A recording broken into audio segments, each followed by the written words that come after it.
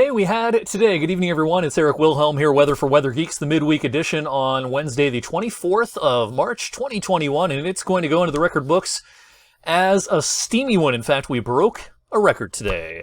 An overachieving day. Temperature-wise, we had 70 in the forecast, but we blew past that and got to 75 this afternoon. The record was kind of low-hanging fruit today.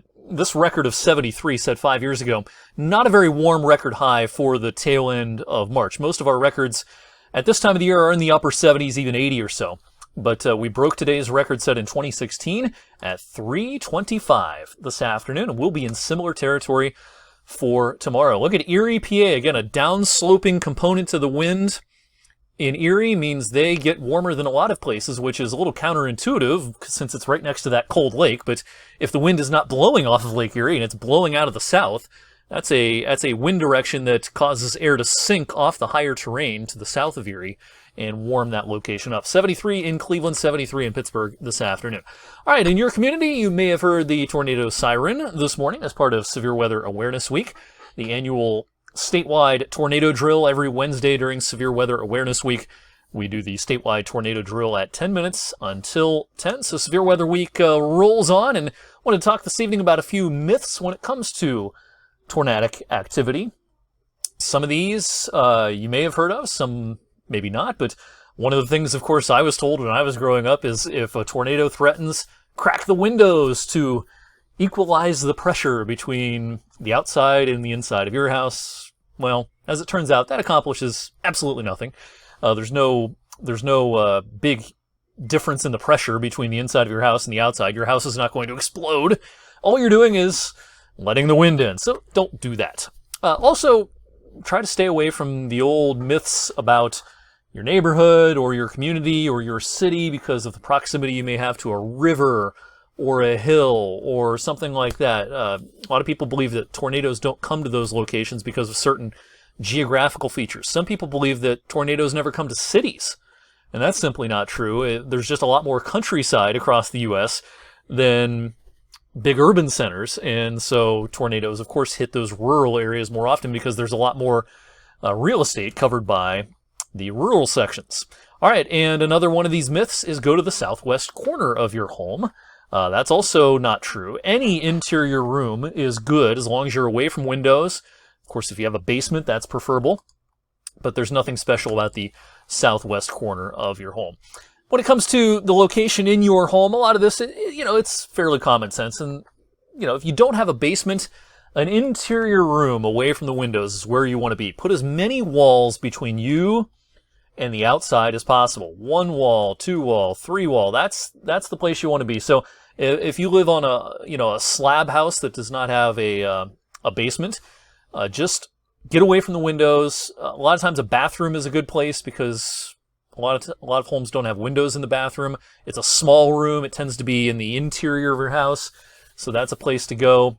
And even if you have windows in your bathroom, stairwell, a hallway, just again, the idea is putting as many walls between you and the outside as possible. The best place to be, of course, is the basement. Now, what if you don't live in a house? What if you live in an apartment building or a condo or something like that? A townhouse? Well, hopefully if you live on an upper floor, you've made some friends with someone on the first floor, and you can seek shelter in their apartment because that's going to be a better place to be than on the upper floor.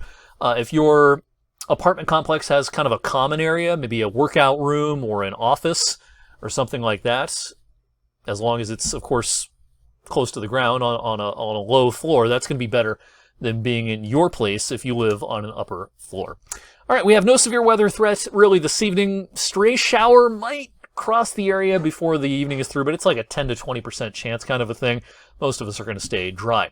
It's a rockin' evening once again across the middle of the country. Tornado watches and severe thunderstorm watches are out for parts of Texas, where there is a level 3 out of 5 enhanced risk of severe weather from some of the suburbs of Dallas down through some places close to Austin.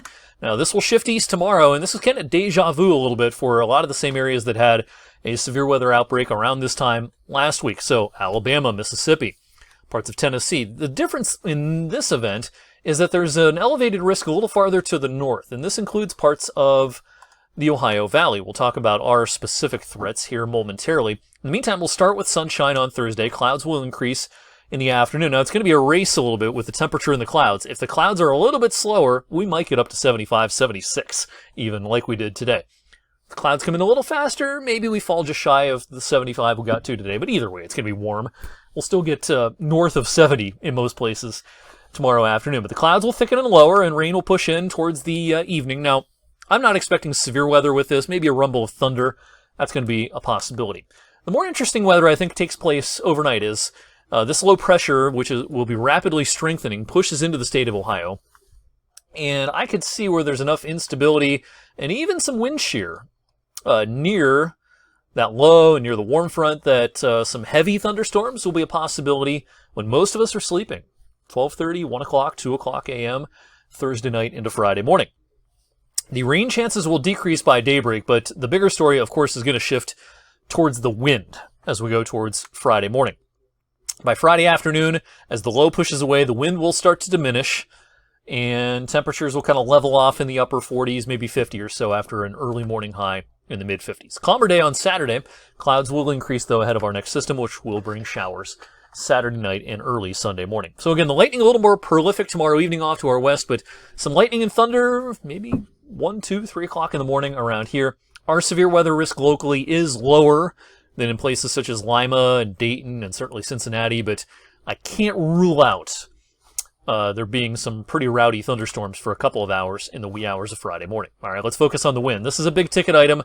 You got to be ready for this, prepare for this, take this seriously, charge your devices, and secure those loose outdoor items, because I think it's going to be pretty common Friday morning for there to be gusts of 55, perhaps even 60 or 65 miles per hour. The windiest part of Friday will be right around daybreak, 6 a.m. to 9 a.m. The wind will slowly diminish as we get into the afternoon, but even by lunchtime, we're still gusting probably north of 40, even 50 or so. And then again, things will start to calm down later on. I think there's going to be a lot of power outages with this. And with wind gusts perhaps up to 60 to 65, that's getting into the territory of a low-end EF0 tornado. EF0 tornado on the enhanced Fujita scale starts at 65. So the equivalent damage of a quick low-end EF0 tornado, that's going to be possible. You know, this isn't going to be a tornado, but that type of wind is going to be a possibility for Friday morning. So again, take this seriously and be ready for the possibility that you could be without power for some time.